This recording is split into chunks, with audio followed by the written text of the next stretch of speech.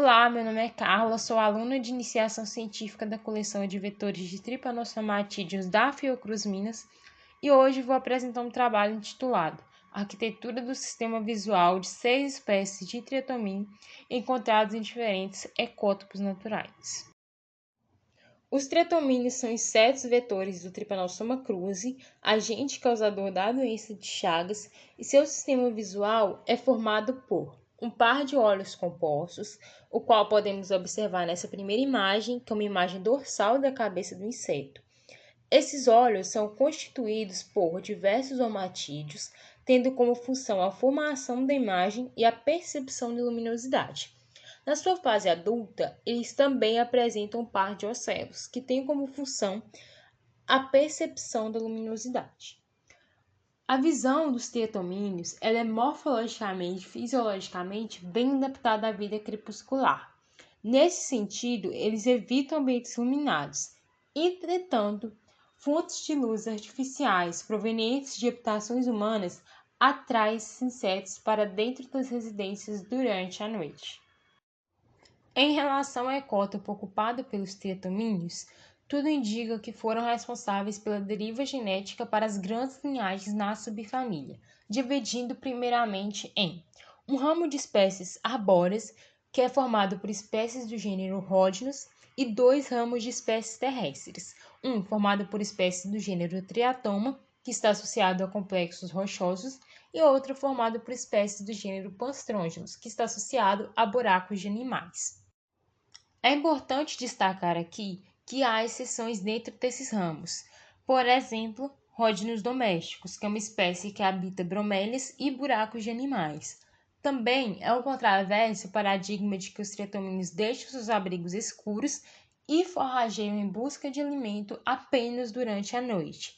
Relatos de campo atestam que Triatoma brasiliensis é uma espécie que se expõe durante horas do dia em busca de alimento. Com isso, temos aqui um mapa mostrando o índice de insolação anual no Brasil, no qual podemos observar que varia de acordo com as regiões. Por exemplo, a região amazônica varia de 4 para 5, enquanto o Nordeste varia de 6 para 8. Assim, por meio desse estudo será avaliado se a arquitetura das estruturas visuais dos triatomíneos guarda maiores similaridades entre espécies que compartilham os mesmos ecótopos quando comparadas às espécies filogeneticamente relacionadas. Diante disso, temos como objetivo geral caracterizar a arquitetura do sistema visual de espécies de triatomíneos encontrados em diferentes ecótopos naturais e, como objetivos específicos, descrever o tamanho corporal de espécies de triatomíneos pertencentes ao gênero Rhodnus e Triatoma, avaliar a morfologia dos ocelos e correlacionar o tamanho corporal e medida dos ocelos, levando em consideração os diferentes sexos. Com isso, selecionamos espécies que estão depositadas na COVET, que é a coleção de vetores de Trypanosomatídeos da Fiocruz Minas, e são elas Triatoma infestus, que tem suas populações silvestres, arborícolas e rupestres encontradas na Bolívia. Também selecionamos Triatoma brasiliensis, que é uma espécie frequentemente domiciliada, e no ambiente silvestre pode ser encontradas entre ou sobre pedras associadas a roedores, a qual podemos observar aqui em verde no mapa na região norte, ou seja, na Caatinga. Também selecionamos Rhodnus pictipus, que é uma espécie silvestre encontrada principalmente em palmeiras, e podemos observá-la aqui em azul no mapa na região amazônica. Outra espécie selecionada foi Rhodnus domesticus, que é uma espécie encontrada em bromélias, ninhos de roedores, refúgios de marsupiais, ocos de árvores e também em palmeiras, a qual podemos observar aqui em vermelho no mapa na região sul e sudeste, onde predomina o bioma de Mata Atlântica. Outra espécie foi Rhodnus nasutus, que é uma espécie silvestre e eventualmente encontrada em domicílios. Podemos observá-la aqui em amarelo no mapa na região nordeste do país, onde predomina a caatinga. E por último, selecionamos Triatoma vitíceps, que é uma espécie silvestre encontrada em refúgios de marsupiais e roedores e está associada à Mata Atlântica. Assim, foram realizadas fotos dos espécimes e a partir dessa foto foi medida a distância do ápice do clípio até o último urotergito abdominal. E para cada espécime usada, foram tomadas fotos dos ocelos esquerdos sobre o aumento da objetiva de uma vez e posteriormente foi medida sua área. Essas fotos foram obtidas pelo estereomicroscópio Leica, que foi o modelo M205C. E para avaliar a correlação do tamanho corporal com os ocelos dos insetos, utilizou-se o teste de correlação de Spearman com p-valor menor que 0,05. Na interpretação dessa correlação, quando R for igual a zero, não há relação entre as variáveis. Agora, se R for positiva, há uma tendência de uma variável aumentar à medida que a outra aumenta. Mas, se R for negativo, há uma tendência de uma aumentar enquanto a outra diminui. Ou seja, se o R for positivo, quanto maior o tamanho corporal, maior será o ocelo. Agora, se R for negativo, quanto maior o tamanho corporal, menor será o ocelo. Agora, já falando um pouco sobre resultados, temos aqui a correlação entre o tamanho corporal e ocelo de diferentes espécimes de diferentes sexos entre átomos brasilienses, no qual observamos no eixo X o tamanho corporal e no eixo Y o tamanho celular.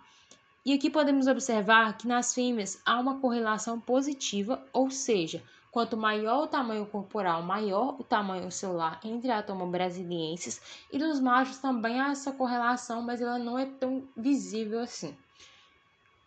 Já entre átomos e festas, também temos uma correlação positiva nas fêmeas e uma correlação positiva nos machos. Entretanto, nos machos também, mais uma vez, ela não é tão visível assim. Já aqui, podemos observar essa correlação entre o tamanho corporal e a área do ocelo em Rhodnus pictipes, no qual, no primeiro gráfico, podemos perceber que há uma correlação positiva nas fêmeas, e no segundo gráfico, notamos que também há uma correlação positiva nos machos, entretanto, mais uma vez, não é tão notável assim. Já aqui, temos essa correlação em Rhodnus domésticos, no qual, no primeiro gráfico, podemos observar que nas fêmeas há uma correlação negativa, ou seja, quanto maior o tamanho corporal, menor o tamanho celular, e nos machos não teve correlação nenhuma. Agora aqui podemos observar a correlação em Rhodnus nasutus, no qual nas fêmeas podemos notar que não tem uma correlação tão significativa assim, e nos machos não há correlação nenhuma. E já aqui podemos observar entre átomo vitíceps, no qual nas fêmeas temos uma correlação positiva e nos machos essa correlação não é tão significante assim. E já chegando ao fim, podemos concluir que, independente do sexo, há uma correlação positiva entre o tamanho do corpo e a área ocelar entre Triatoma brasiliensis, Triatoma festas e Rhodnus pictipes, sendo que essa correlação foi mais expressiva nas fêmeas dessas espécies. Para Rhodnus nasutus, foi observado que não há correlação nenhuma, tanto nos machos quanto nas fêmeas. Para Triatoma vitíceps, foi observado que os machos não têm correlação nenhuma também.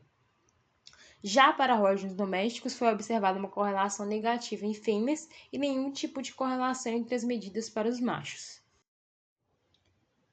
Diante de tudo isso, temos como perspectiva ampliar a caracterização da arquitetura do sistema visual de espécies de triatomíneos, aumentando a N amostral, acrescentando outras espécies de triatomíneos nos estudos e analisando a morfologia dos olhos compostos das espécies. Aqui temos as bibliografias utilizadas e meu muito obrigada. Finalizamos aqui.